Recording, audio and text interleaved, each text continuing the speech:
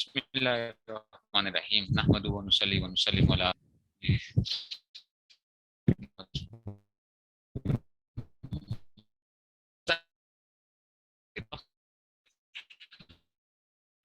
مجھ کو اف بھی نہ کہا اور نہ کبھی یہ فرمایا کہ فلاں کام کیوں کیا اور فلاں کام کیوں نہیں کیا.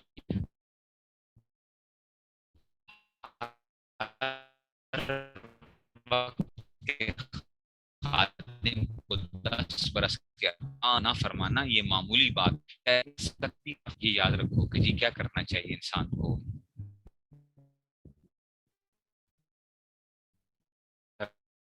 انسان اپنے اخلاق اعلیٰ کیجیے. یہ میری ہمیں کہ آپ کے مزاج سے کیا، یہ نہیں کہ وہ لوگوں کے سامنے بہت اچھے بن رہے ہیں. Voice break. اپنے اخلاق اچھے بناؤ.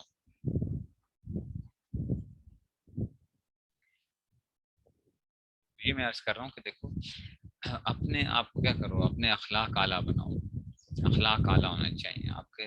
اور یہ نہیں کہ لوگوں کے سامنے بڑے اچھے بن گئے اور اندر سے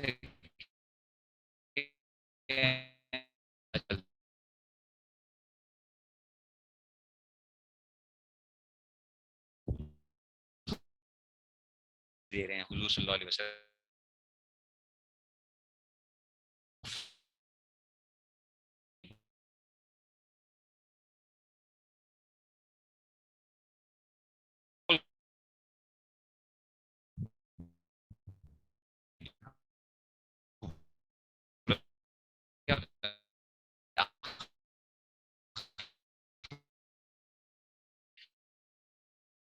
کیا ہے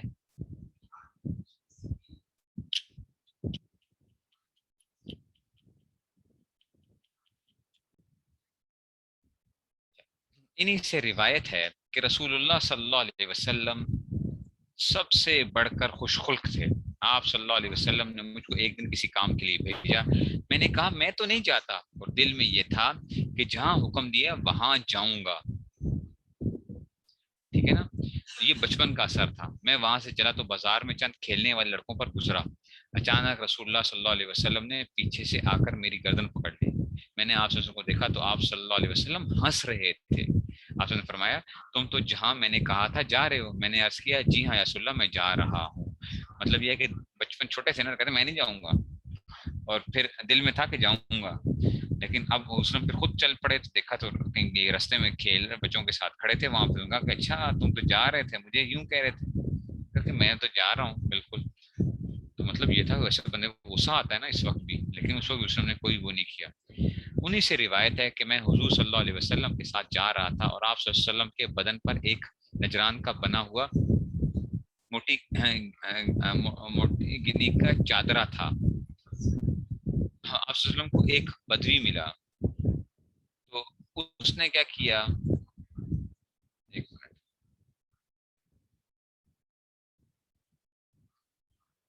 آپ صلی اللہ علیہ وسلم کو ایک بدوی ملا تو اس نے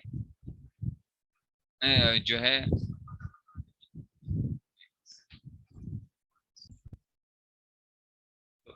دیکھیے انہی سے روایت ہے کہ میں حضور صلی اللہ علیہ وسلم کے ساتھ جا رہا تھا اور آپ صلی اللہ علیہ وسلم کے بدن پر ایک نجران کا بنا ہوا موٹی کنی کا چادرا تھا.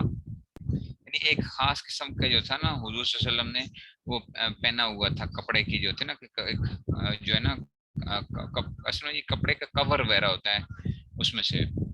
تو آپ صلی اللہ علیہ وسلم کو ایک بدوی ملا دیہاتی جو ہے، اور اس نے آپ صلی اللہ علیہ وسلم کو چادرہ پکڑ کر بڑی زور سے کھینچا اور آپ صلی اللہ علیہ وسلم اس کے سینے کے قریب جا پہنچے.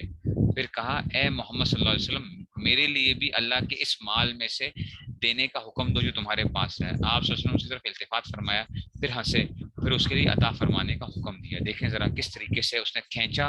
وہ تو ظاہر بات دیہاتی تھا، اس کو معلوم نہیں تھا کہ کیا کرنا چاہیے، ادب کیا چیزیں ہوتی ہیں. لیکن حضور صلی اللہ علیہ وسلم نے اس وقت بھی ہنسے اور کچھ بھی نہیں فرمایا. ہم ہوتے تو ہم کیا حشر کرتے ایسے بندے کا. سوچیں ذرا. حضرت جابر رضی اللہ عنہ سے روایت ہے کہ رسول اللہ صلی اللہ علیہ وسلم سے کبھی کوئی چیز نہیں مانگی گئی جس پر آپ صلی اللہ علیہ وسلم نے یہ فرمایا ہو کہ نہیں دیتا.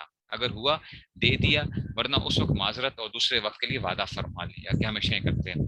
نمبر 5 حضرت انس رضی اللہ عنہ سے روایت ہے کہ ایک شخص نے رسول اللہ صلی اللہ علیہ وسلم سے بکریاں مانگی جو آپ صلی اللہ علیہ وسلم ہی کی تھی، اچھا وہ دو پہاڑوں کے درمیان پھر رہی تھیں، آپ صلی اللہ علیہ وسلم نے اس کو سب دے دی. وہ اپنی قوم میں آ کر کہنے لگا اے قوم مسلمان ہو جاؤ، واللہ محمد صلی اللہ علیہ وسلم خوب دیتے ہیں کہ خالی ہاتھ رہ جانے سے بھی اندیشہ نہیں کرتے، کہ اپنی ساری بکریاں کیا کر دی، بانٹ دی. حضرت جبیر بن مطعم رضی اللہ تعالیٰ عنہ سے روایت ہے کہ وہ رسول اللہ صلی اللہ علیہ وسلم کے ساتھ چل رہے تھے. جب آپ مقام حنین سے واپس ہو رہے تھے، آپ صلی اللہ علیہ وسلم کو بدوی لوگ لپٹ گئے اور آپ صلی اللہ علیہ وسلم سے مانگ رہے تھے، یہاں تک کہ آپ صلی اللہ علیہ وسلم کو ایک ببول کے درخت سے اڑا دیا، یعنی ایک کانٹوں کا درخت ہوتا ہے نا، تو اس کے ساتھ حسن کے کپڑے اڑ گئے جو ہیں، اور آپ نے چادرہ بھی چھین لیا. آپ صلی اللہ علیہ وسلم کھڑے ہو گئے اور فرمایا میرا چادرہ تو دے دو، اگر میرے پاس ان درختوں کی گنتی کے برابر بھی اونٹ ہوتے تو میں سب تم میں تقسیم کر دیتا، پھر تم مجھ کو نہ بخیل پاؤ گے نہ جھوٹا نہ تھوڑے دل کا. مطلب یہ ہے کہ ان لوگوں نے کہا کہ ہمیں دیجیے دیجیے، تو چیزیں لیتے لیتے لیتے سب کچھ جو ہے نا. نمبر 7، حضرت انس رضی اللہ عنہ سے روایت ہے کہ رسول اللہ صلی اللہ علیہ وسلم جب صبح کی نماز پڑھ چکتے، مدینے والوں کے غلام اپنے برتن لاتے جن میں پانی ہوتا تھا، سو جو برتن بھی پیش کرتے آپ برکت کے لیے اس میں اپنا دست مبارک ڈال دیتے. بعض اوقات سردی کی صبح ہوتی جب بھی اپنا دست مبارک اس میں ڈال دیتے، یعنی برتن ہوتے ہیں نا وہ پانی پینے کے لیے گھر میں استعمال ہوگا، تو یہ کیا کرتے تھے برکت کے لیے جو ہے وہ حضور صلی اللہ علیہ وسلم کے پاس لایا کرتے تھے، آپ سے اس میں ہاتھ اپنا ڈالا کرتے تھے. اس کا مطلب ہے کہ تبرک بھی کوئی چیز ہوتی ہے، تبرک جو ہے یہ برکت جو ہوتی ہے یہ چیز ہوتی ہے، ٹھیک ہے نا. اس میں سے جو ہے تو اس کے تبرک ہے، تبرک کی انکار نہیں کرنا چاہیے.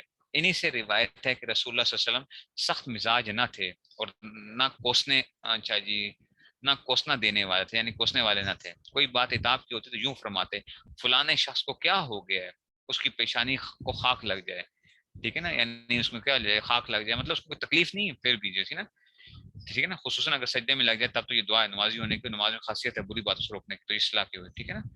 ٹھیک ہے نا، یہ آپ نے پڑھی بھی حدیثوں کے اندر بھی پڑھا ہوگا کہ خاک لگ جائے نا، ٹھیک ہے نا، خاک آلود ہو جائے، خاک لگ جائے، ٹھیک ہے نا. تری بچ ادا کا، تیرے ہاتھ کیا ہو جائیں خاک آلود ہو جائیں، ٹھیک ہے. تو یہ کیا ہوتی ہے، یہ بدوا نہیں ہوتی، کیا ہوتی ہے یہ ایک ویسے وہ ہے. حضرت ابو سعید خدری رضی اللہ عنہ سے روایت ہے کہ رسول اللہ صلی اللہ علیہ وسلم اس قدر شرمگین تھے، یعنی شرم والے تھے، کہ کنواری لڑکی جیسے اپنے پردے میں ہوتی ہے اس سے بھی زیادہ. سو جب کوئی بات ناگوار دیکھتے تو شرم کے سبب زبان سے نہ فرماتے، مگر ہم لوگ اس کا اثر آپ چہرے مبارک میں دیکھتے تھے، یعنی بہت شرمیل شرم والے حیا والے تھے حضور صلی اللہ علیہ وسلم. حضرت اسود رضی اللہ عنہ سے روایت ہے کہ میں نے عائشہ رضی اللہ عنہ سے پوچھا کہ رسول اللہ صلی اللہ علیہ وسلم گھر کے اندر کیا کام کرتے تھے، انہوں نے فرمایا اپنے گھر والوں کے کام میں لگے رہتے تھے، جس کی مثالیں اگلی حدیث میں آتی ہیں. اب گھر کے کام دیکھیے ذرا. حضرت عائشہ رضی اللہ عنہ سے روایت ہے کہ رسول اللہ صلی اللہ علیہ وسلم اپنا جوتا گھانٹ لیتے تھے، خود جوتا سی لیتے تھے اور اپنا کپڑا سی لیتے تھے، اور اپنے گھر میں ایسے ہی کام کرتے جس طرح تم میں معمولی آدمی اپنے گھر میں کام کر لیتا ہے، ٹھیک ہے نا. حضرت عائشہ رضی اللہ عنہ نے یہ بھی کہا کہ آپ صلی اللہ علیہ وسلم جملہ بشر کے ایک بشر تھے، گھر کے اندر مخدوم اور ممتاز ہو کر نہ رہتے تھے، یعنی گھر میں تو میں کیا ہوں کوئی ایسا نہیں. اپنے کپڑے میں جوئیں دیکھ لیتے تھے کہ شاید کسی کی چڑھ گئی ہوں، کیونکہ آپ اس سے پاک تھے. جوئیں حضور صلی اللہ علیہ وسلم کو نہیں لگتی تھیں، لیکن کیا تھا کہ کسی سے مل کے آئے ہوں تو شاید کوئی کیا تو کوئی جوں وغیرہ آ گئی ہو اس میں سے، اور اپنی بکری کا دودھ نکال لیتے تھے، ٹھیک ہے نا. یہ مثالیں گھر کے کام، کیونکہ رواج میں یہ گھر کام کرنے کے ہوتے ہیں، اور اپنا ذاتی کام بھی کر لیتے تھے. مطلب ہے اس نے خود گھر میں کیا کر رہے تھے، یہ کام بھی فرمایا کرتے تھے، ٹھیک ہے. تو آج کل مرد کیا کرتے ہیں، کہتے ہیں ہم کیوں گھر کے کام کریں، ہم کیوں گھر کے کام کریں جناب علی، یہ جو ہے یہ ہمارے گھر کے کام کرنے سے کیا ہوتا ہے کچھ وہ ہوتا ہے. اور آج کل کی تو عورتیں بھی ماشاء اللہ ایسی ہو گئی ہیں کہ وہ بھی گھروں کے کرتے ہیں، نوکر رکھے ہوئے ہیں نا، وہ کریں گے نا، ہم کیوں کر رہے ہیں کوئی چیز جو ہے. حالانکہ کیا ہے بھائی اپنا گھر کا کام کرنا یہ کیا ہے، یہ تو سنت ہے اس میں سے. حضرت عائشہ رضی اللہ عنہ سے روایت ہے کہ رسول اللہ صلی اللہ علیہ وسلم نے کسی چیز کو اپنے ہاتھ سے کبھی نہیں مارا، اور نہ کسی عورت کو نہ کسی خادم کو، کبھی حضور نے کبھی کسی پہ ہاتھ نہیں اٹھایا، ٹھیک ہے نا. ہاں راہ خدا میں جہاد اس میں مستثنا ہے، ٹھیک ہے نا. حضور صلی اللہ علیہ وسلم نے جہاد میں کیا ہے. بعض لوگ کہتے ہیں کہ جی حضور نے کسی کو کبھی تلوار بھی نہیں ماری، نہیں نہیں وہ ہے، وہ ثابت ہے کہ وہ مارا ہے حضور صلی اللہ علیہ وسلم نے، ٹھیک ہے نا، تلوار جو ہے اس میں سے. لیکن یہ ہے کہ یہ مارنا کیا ہے غصے کی جوش میں عادت. آسم کبھی اچھا جی آسم کو کبھی کوئی تکلیف نہیں پہنچائے گی جس میں آپ نے اس تکلیف کو پہنچانے والے سے انتقام لیا. کیا مطلب کہ اس کو جب بھی کسی نے تکلیف پہنچائی تو آپ نے انتقام نہیں لیا اس بندے سے. البتہ اس شخص اللہ کی حرام کی چیزوں میں سے کسی چیز کا ارتکاب کرتا تو اس وقت آپ اللہ تعالیٰ کے سے انتقام لیتے تھے. یعنی وہ تو کیا ہوتا تھا جب اللہ کی نافرمانی ہوگی اس صورت میں کیا کرتے تھے، وہ حکم دیا کرتے تھے، حکم دیا کرتے تھے کہ جناب کیا کر لو جا کے اس چیز کو وہ کر لیا جائے، ٹھیک ہے نا. تو اس وجہ سے یہ چیزیں جو ہے نا وہ ہوتی ہیں. ٹھیک ہو گیا جی. تو اس وجہ سے انتقام لیتے ہیں. نمبر 13، حضرت انس رضی اللہ عنہ سے روایت ہے کہ میں 8 برس کا تھا اس وقت آپ صلی اللہ علیہ وسلم کی خدمت میں آ گیا تھا اور 10 برس تک میں نے آپ کی خدمت کی. پھر میرے ہاتھوں کوئی نقصان بھی ہو گیا تو آپ نے کبھی کوئی ملامت نہیں کی. اگر آپ کے گھر والوں میں سے کسی نے ملامت بھی کی تو آپ فرماتے جانے دو. اگر کوئی دوسری بات مقدر ہوتی تو وہی ہوتی. اگر کوئی اور بات ہوتی تقدیر میں لکھا ہوا تھا نا، کیوں کہتے ہو اس طرح جو ہے نا. ٹھیک ہے نا. تو اس خود کہتے ہیں کہ بھائی نہ بول رہے ہیں، کچھ نہ کہیں. گھر والے کہتے ہیں نا کہ توڑ دی ہے تم نے ازواج مطہرات میں، جو ہمارے خیر ہے کوئی بات نہیں، تقدیر میں لکھی ہوئی تھی یہی تھی. حسن صلی اللہ عنہ سے روایت ہے کہ رسول اللہ صلی اللہ علیہ وسلم کا حال بیان کرتے تھے کہ آپ مریض کی بیمار پرسی فرماتے تھے اور جنازے کے ساتھ جاتے تھے. بیمار پرسی کرنا، کسی کا فون کر کے پوچھ لیا، کسی سے ویسے حال چال پوچھ لیا، یہ بیمار پرسی جو ہے یہ چلے گئے، یہ جو ہے نا یہ چیزیں بھی یہ بھی اپنے زندگی میں اپناؤ. حضرت صلی اللہ عنہ سے روایت ہے کہ رسول اللہ صلی اللہ علیہ وسلم جب کسی شخص سے مسافہ فرماتے تھے تو اپنا ہاتھ اس کے ہاتھ میں سے خود نہ نکالتے تھے یہاں تک کہ وہی اپنا ہاتھ نکال لیتا تھا، اور نہ اپنا منہ اس کے منہ کی طرف سے پھیرتے تھے یہاں تک کہ وہ ہی اپنا منہ افضل میں پھیر لیتا تھا. یعنی توجہ سے بات سنتے تھے. اور آپ کبھی اپنے پاس بیٹھنے والوں کے سامنے اپنے زانوں کو اچھا جی بڑھائے ہوئے نہیں دیکھے گئے. یعنی کیا مطلب؟ ٹانگیں لمبی کر کے نہیں بیٹھتے تھے جس طرح ہوتا ہے نا لوگ، جس طرح عام تکیہ گو تکیہ لگا کے ٹانگیں لمبی کر کے بیٹھ جاتے ہیں، ٹھیک ہے، جیسے کہ بس نہیں، بلکہ سب میں سب کے برابر بیٹھتے تھے. ایک مطلب یہ تھا کہ زانوں سے مراد پاؤں ہے، یعنی اکثر پاؤں نہ پھیلاتے تھے. ٹھیک ہے نا، کسی طرف پاؤں نہیں پھیلایا کرتے تھے. اچھا جی، شمال ترمذی باب تواضع و باب الخلق میں دو لمبی حدیثیں ہیں، ان میں سے بعض جملے نقل کرتا ہوں. حضرت حسین اپنے والد حضرت علی رضی اللہ عنہما سے نقل کرتے ہیں کہ رسول اللہ صلی اللہ علیہ وسلم جب اپنے مکان تشریف لے جاتے تھے تو مکان میں رہنے کے وقت کو 3 حصوں میں تقسیم فرماتے. ایک حصہ اللہ جل شانہ کی عبادت کے لیے، ایک حصہ اپنے گھر والوں کے حقوق ادا کرنے کے لیے، اور ایک حصہ اپنی ذات خاص کے لیے. ٹھیک ہے نا. پھر اپنے حصے کو اپنے اور لوگوں کے درمیان اس طرح تقسیم فرماتے اس حصے کی برکات کو اپنے خاص اصحاب کے ذریعے سے عام لوگوں تک پہنچاتے. یعنی اس حصے میں خاص حضرات کو استفادے کے لیے اجازت تھی، پھر وہ عام لوگوں کو پہنچاتے. اور اس مذکورہ حصہ امت میں آپ کی عادت یہ تھی کہ اہل فضل یعنی اہل علم و عمل کو حاضری کی اجازت دیتے، دوسروں پر ترجیح دیتے تھے، اور اس وقت کو ان پر بقدر ان کی دینی فضیلت تقسیم کرتے تھے. کیونکہ کسی کو ایک ضرورت ہوئی، کسی کو 2 ضرورتیں ہوئی، کسی کو کئی ضرورتیں ہیں. آپ صلی اللہ علیہ وسلم اسی نسبت سے ان کے ساتھ مشغول ہوتے تھے. یعنی گھر کے کاموں کو 3 حصوں میں تقسیم کیا ہوا تھا، ایک اپنے گھر والوں کے لیے، ایک اپنی ذات کے لیے، اور ایک اپنے جو تھا نا اپنی عبادت کے لیے، اور ایک اپنی ذات کے لیے. پھر اپنے حصے میں اپنی ذات میں سے کیا کرتے تھے، اس کو تقسیم کرتے تھے کہ جی حضرت ابو بکر آ گئے، حضرت عمر آ گئے، بڑے بڑے صحابہ جو آتے تھے جو سیکھتے تھے اور لوگوں تک پہنچاتے تھے. ایسے حضرت ابو ہریرہ ہو گئے. تو یہ لوگ جو تھے پھر عام لوگوں تک وہ دین پہنچ جایا کرتا تھا. ٹھیک ہے. تو کسی کو کئی ضرورتیں ہیں ایسے کام جس میں ان کی اور مسئلہ ہوتی ہے، جیسے مسئلہ پوچھنا اور مناسب حالات کی اطلاع دینا. اور آپ سب اچھا جی آپ کے سب طالب ہو کر آتے ہیں، اور علاوہ علمی فوائد کے کچھ کھا پی کر واپس جاتے ہیں. کہ جب آتے تھے تو کیا کرتے تھے، کسی نہ کسی کو اور دین کی ہادی بند کر نکلتے ہیں. یہ رنگ تھا مجلس خاص کا. پھر میں نے اپنے باپ سے آپ کے باہر تشریف جانے کی بابت پوچھا، یعنی حضرت علی سے پوچھا، حضرت حسین کہہ رہے ہیں. تو انہوں نے اس کی تفصیل بیان کی جس کو میں ان کی دوسری حدیث سے نقل کرتا ہوں. حضرت علی نے بیان کیا کہ رسول اللہ صلی اللہ علیہ وسلم ہر وقت کشادہ روح، نرم خو، نرم مزاج تھے. آپ کے سامنے لوگ آپس میں جھگڑتے نہ تھے، اور جب آپ کے روبرو کوئی بات کرتا اس کے فارغ ہونے تک آپ خاموش رہتے، یعنی پہلے پوری بات سنتے تھے. اور آپ پردیسی آدمی گفتگو اور سوال میں بے تمیزی کرنے پر تحمل فرماتے تھے، اور کسی کی بات نہیں کاٹتے تھے یہاں تک کہ وہ حد سے بڑھنے لگتا. ٹھیک ہے نا. تب اس کو کاٹ دیتے، خواہ منع فرما کر یا اٹھ کر چلے جانے سے. یہ رنگ تھا مجلس عام کا. ٹھیک ہے نا. یہ عام مجلس میں جو ایسا ہوتا تھا کہ لوگ اگر یہ برتاؤ تو اپنے تعلق والوں سے تھا، اور مخالفین کے ساتھ جو برتاؤ تھا اس کو کچھ بیان کرتا ہوں. یعنی جو اپنے تو عام تعلق میں بھی کیا تھا کہ کسی کو جو ہے نا اگر کوئی بات ہوتی تھی ایسی طبیعت کے مزاج مخالف ہوتی تھی تو آپ کیا کرتے تھے، اس کو برداشت کرتے تھے یا اٹھ کے چلے جاتے تھے وہاں سے جو ہے.